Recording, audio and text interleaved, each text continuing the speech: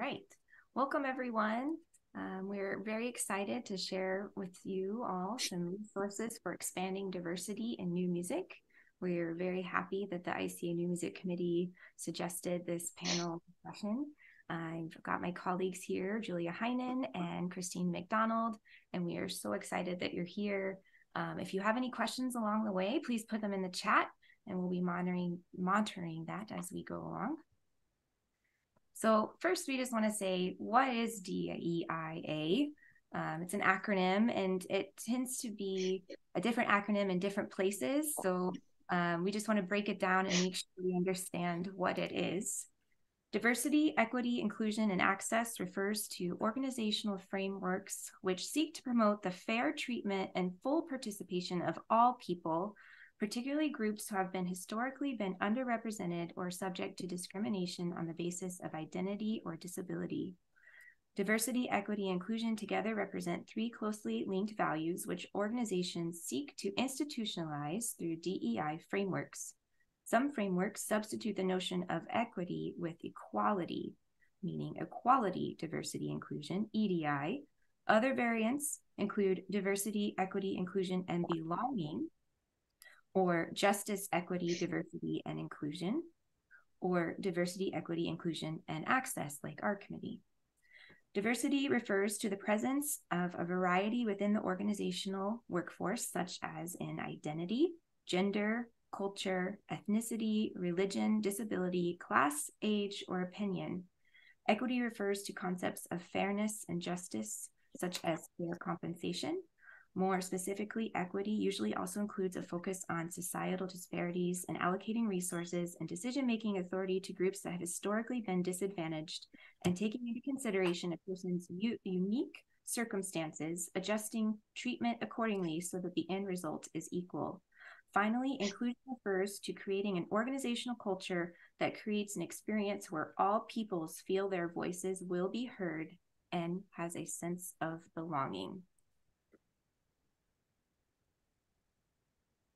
And now I'm going to hand this over to my colleague, Christine. Okay, very good. Thank you. So why is this important? Well, obviously, we want to be welcoming to all and address any unconscious biases or treatments. This will actually advance our creativity, engagement, our community, musical and intellectual growth as a person and as a whole. And the importance of role models, I think, are very, very important because sometimes we might feel we're different or that we are not represented. And it's good to see other people in your shoes, other people who have succeeded or are succeeding or working right alongside of you. It's very, very important to have role models. I myself am a role model for some young women woodwind players. And I feel like I'm just there to answer their questions and help them feel wanted and welcomed, and so that they can pursue their own interests and have just more confidence in themselves. And of course, what we want to do is we want to make sure everybody is given a chance, everybody feels welcome, everybody can feel comfortable in continuing their musical growth. I find that diverse voices and perspectives are, well, they're essential for many things, but especially for music, for growth and the evolution of music, bringing cultures together, bringing people and composers together of various different genres, cultures.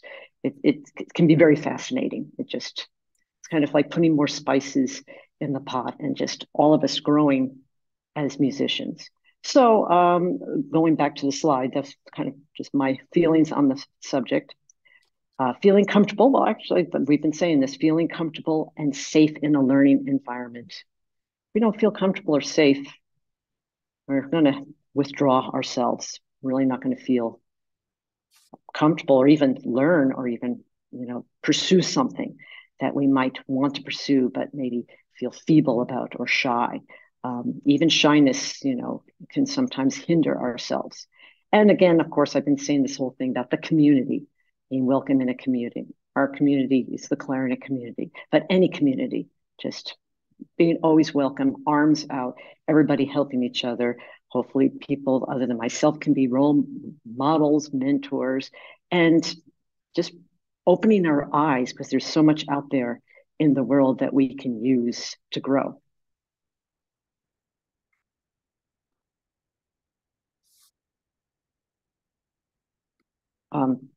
Does anybody else like to add to that or? Sure, I'd be happy to, Christine. The I just want to mention a personal story. The first woman that I ever saw play the clarinet who was professional was Elsa Verder when I was 21. I had never seen another woman play the clarinet, and I went to school with a lot of women who were majoring in the clarinet. So it wasn't until that performance where I actually was struck that there was a woman on stage in a professional manner. And I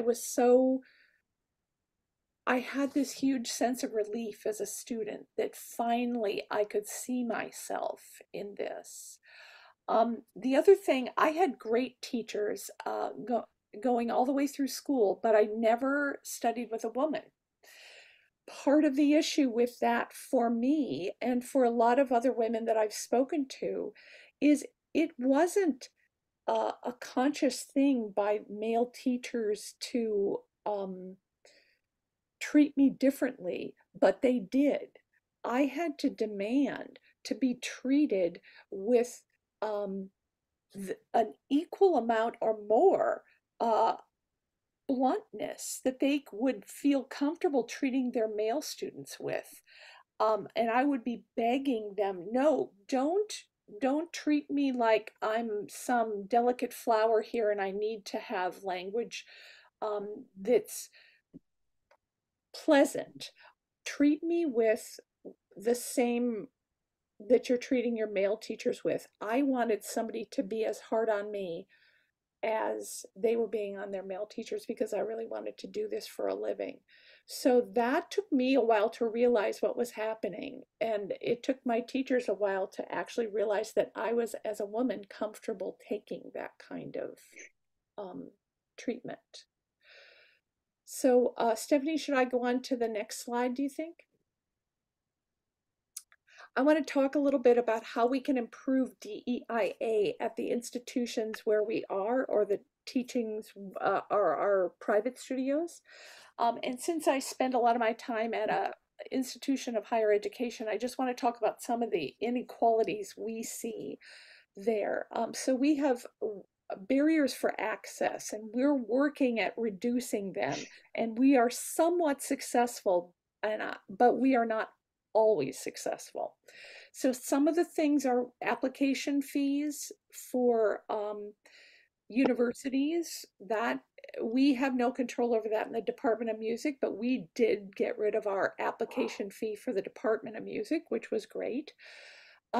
In most of our areas, we have gotten rid of cost for music that students have to pay to prepare required repertoire. We're not entirely successful with that.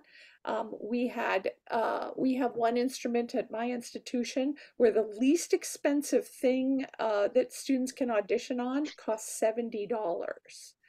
So that's an unfortunate thing. So that's a barrier for students. We also have stopped requiring accompanists, and we do require accompanists for our graduate students, but we provide it for them, and we provide them with, in fact, we don't let a student bring their own accompanist because we want everyone to have the same uh, work with an accompanist that we're providing. Another thing we have, it's a barrier for access, is travel to auditions. So we've started allowing students, we used to have a mileage base. If you were over 250 miles, you could audition online. Well, in California, to travel even 20 miles is a barrier for some students. To travel 10 miles is a barrier for students. So we do online auditions now. And I want to thank COVID for introducing us to that possibility. Another thing we've eliminated in our auditions are asking students, do they own a professional instrument? This is creating a barrier for students who are auditioning. They instantly think they should own a professional instrument. We also have stopped asking, are they studying privately? It's another barrier for something that creates an economic barrier for students who are auditioning. Um, we have stopped asking students about do they attend or have they attended a classical concert recently?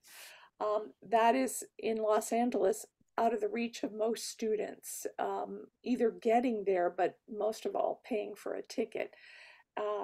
And that's an unfortunate thing. We also have been more delicate with asking students to come back to hear our ensembles. Because it's creating another barrier for students who may not have that kind of money to travel, or might not, or they may be working, or they may be taking care of younger brothers and sisters while their parents are working. Another thing we've started doing, I should say, is we have a concert close closet where students can borrow for the length of time clothes that they could use for our concert attire.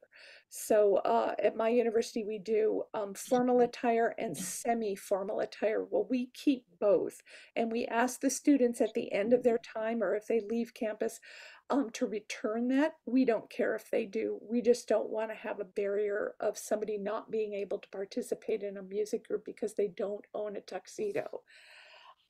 We also are talking about, and I wish we would do it, we suggest using diverse repertoire in recital programming. I would actually like to take this to requiring diverse repertoire in recital programming. I've been keeping just some statistics on this, and our diversity in repertoire did go up in the past 2 years by about 8%, but I would actually like to see that go to 100%. We have diverse programs that are 100% for student recitals. So I also forgot to mention, we're happy to answer any questions about any of this at any point. So just feel free to put them in the chat. So Stephanie, anybody, or Christine, do you have anything else to add to that? No, I think you covered a lot. It was really great information. Thank you, Julia. So I think we're going to go to diversity and repertoire since you mentioned that. I am going to put in the chat links that you can have, because these are in our presentation, to a document where we have compiled, a bunch of repertoire lists by underrepresented composers. And if you know of more, you have editing rights to this document, and we would love to hear about more pieces. And we're building, in collaboration with the ICA New Music Committee, a global database of all clarinet music, and we would love to include as many diverse representations as we can. So we have music by Black composers, by female composers. This is Erin Fung's great resource. We have Chamber Music America has their amazing list of composer equity projects. So if you don't even know of any composers that are diverse, it's a great starting point for not just clarinet, but any music. And of course, if you are looking to commission someone, you might look at this list and just, do some homework and research what kind of music you want to commission. We also have an Asians composer repertoire list that was provided by Ixi Chen. And that one also you can add pieces to. If you email her, she'll update it. We have Jenny McClay's awesome resource, 101 clarinet compositions written by female composers. And then there's just a general repertoire list at the end, which has a lot of underrepresented composers in there. So those are all resources that we like to share with you if you don't even know where to start. And we want to add on. So please let us know. We would love to add to these lists. We want your participation. In this next part of our presentation, we wanted to share with you some recordings of some diverse composers' music with you. And so I'm going to move here to a first example. We have 3 Smiles for Tracy. You'll have to let me know if you can hear this.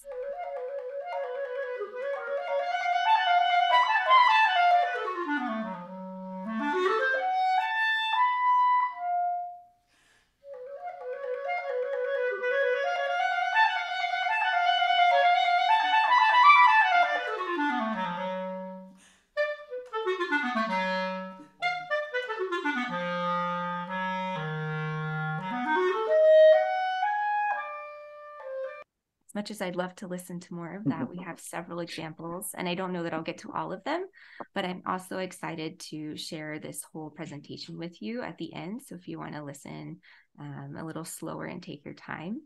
The next one I have is by Miguel de Aguila, and this is Miriam Adam playing Silence for clarinet and piano.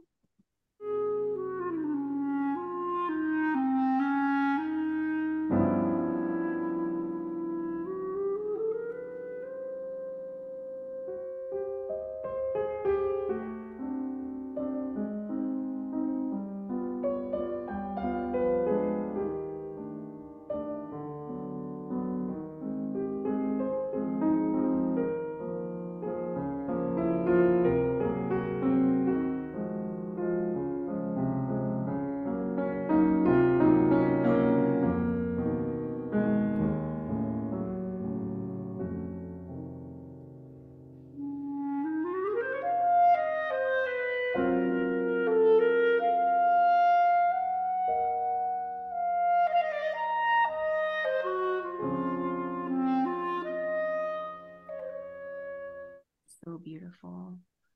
And then Amanda Harburg's recent concerto. She's just here in Phoenix this last week. So exciting.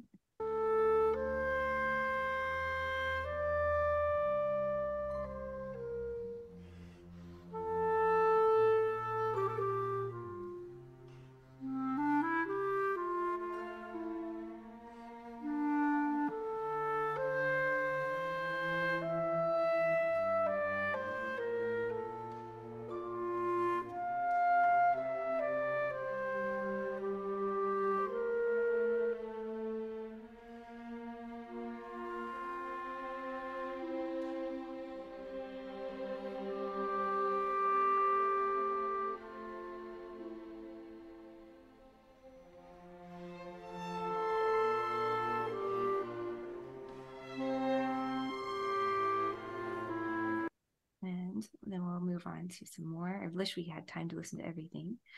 Chen Yi, Chinese Ancient Dances with Yu Ting Chen.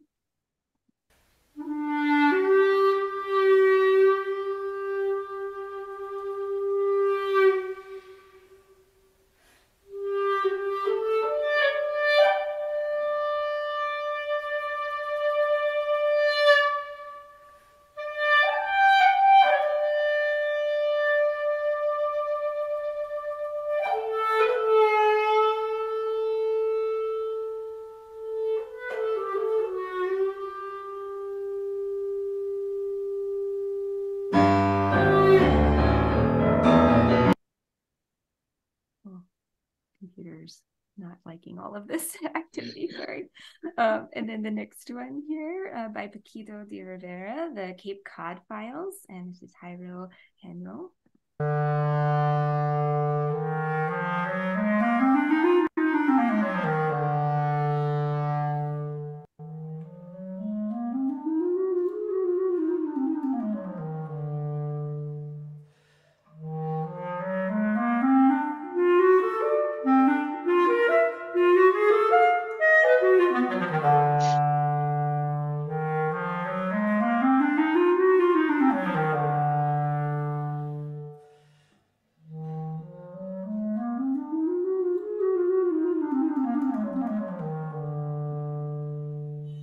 sounds so fantastic. And then we have one more example for you. That's all we have time for, is Quinn Mason, 3 pieces for solo clarinet.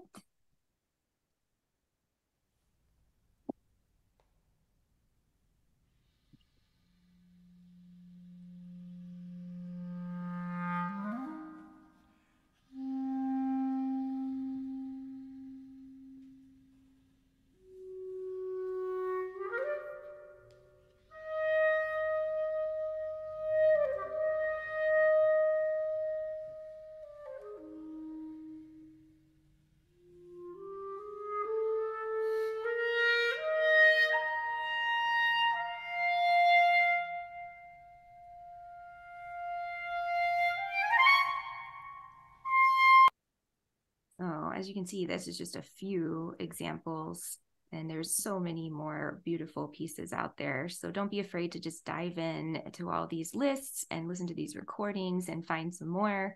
And please do add on to this Google document if there's pieces that we are missing or lists that we are missing. Finally, we like to open this up to the participants with a question: what does diverse programming mean to you? You don't have to change everything at once, I'd like to say. Just small changes add up to big changes.